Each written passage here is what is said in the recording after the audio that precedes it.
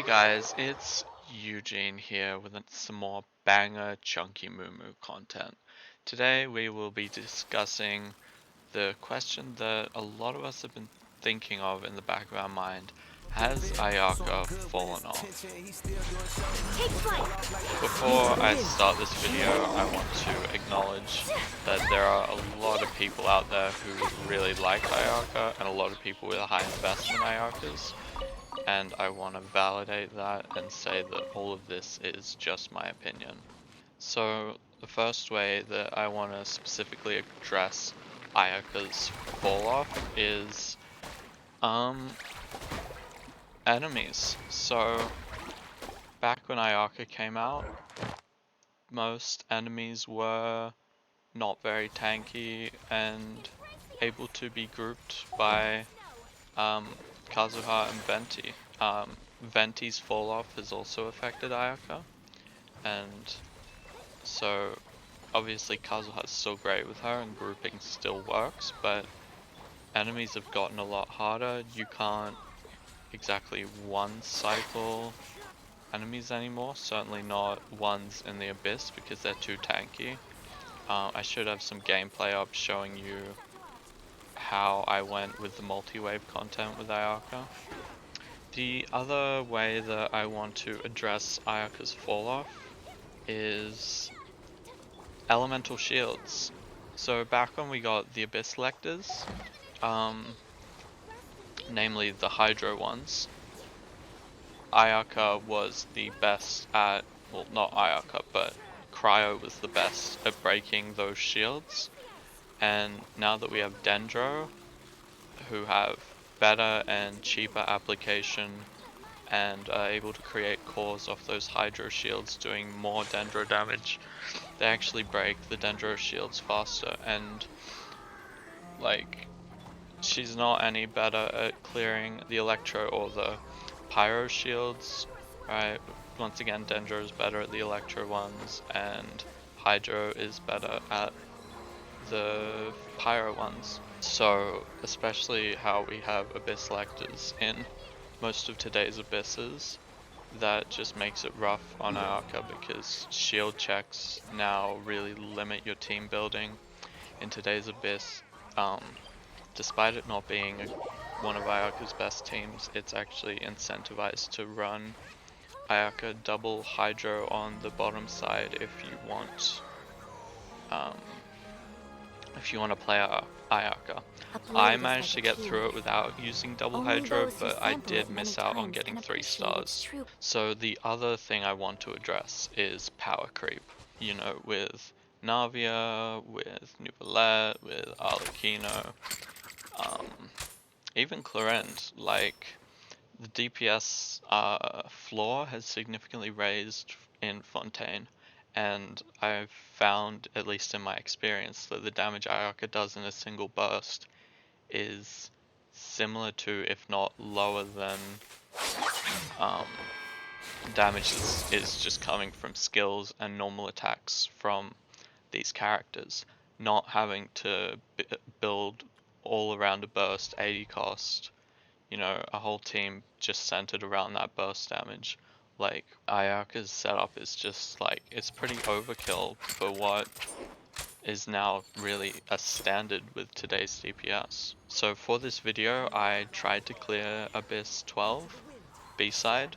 That video is up on my channel if you want to go watch that. And it didn't go well. I managed to 6-star the Abyss. So my Ayaka is free to play investment. And I consider her damage to be disappointing. I have some stats here.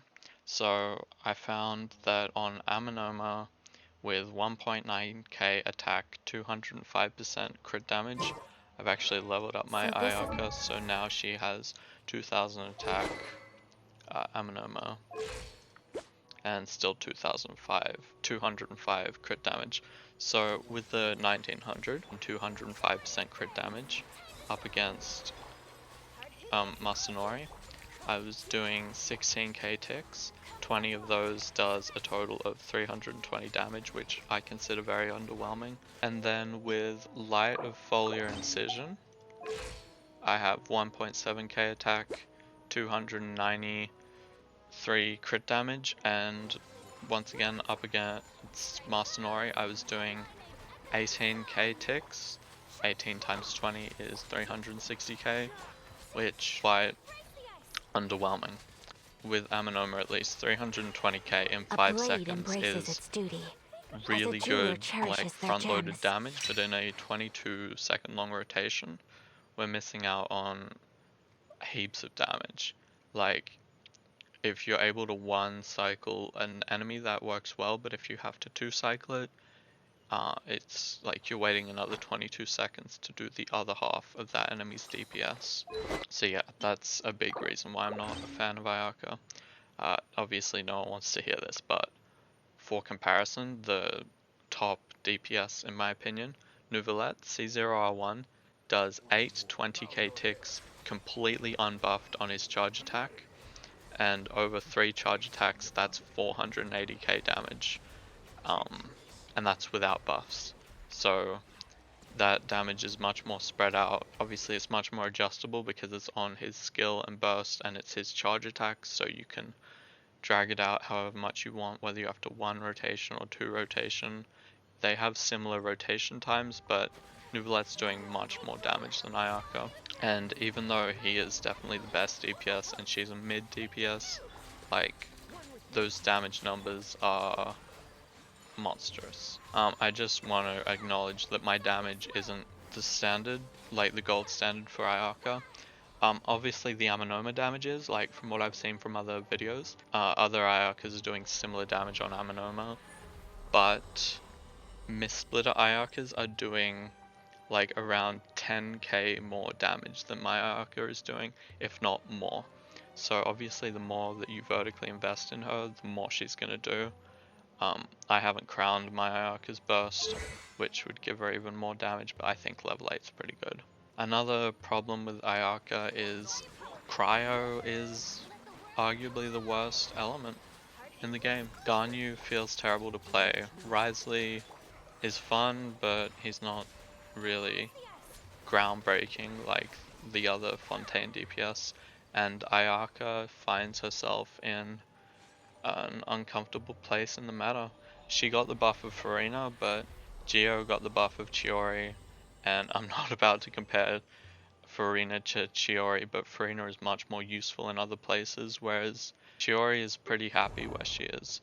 She fits a good niche, and she makes the Mono Geo team better, and in my opinion the Mono Geo team is better than Ayaka's Freeze team, at least for the investment that I have. Back in the day, some 2.8 tier lists, I went to lose had Ayaka in double S tier, Mtash put her in top tier, and Fred the Space Cat put her in S plus tier. In my opinion, Ayaka is B tier at best today, maybe A tier with Mist-Splitter, but my Ayaka, I put her B tier. Both power creep and difficulty in Abyss, as well as her element falling off, have really placed Ayaka in an uncomfortable place in today's meta. I'm learning more about you all the time. My resolution to the question is, has Ayaka fallen off? Yeah, I think she has. I think your Primo gems are not worth Ayaka. I just wouldn't. I also want to acknowledge that my Ayaka damage would be a lot better with a Shenhe, but then again, that's a very expensive investment.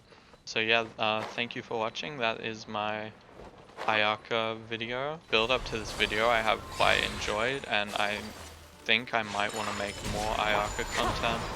I'm not sure what I want to make, but I really did enjoy looking into her strength, and just I really enjoyed the build up to this video, and I enjoyed making this video. So let me know if you want to see more Ayaka content. Let me know if you want to see videos about other characters. If you enjoyed this type of format, your feedback would really help. So yeah, thank you for watching. Stay tuned for more banger Chunky Moo Moo content.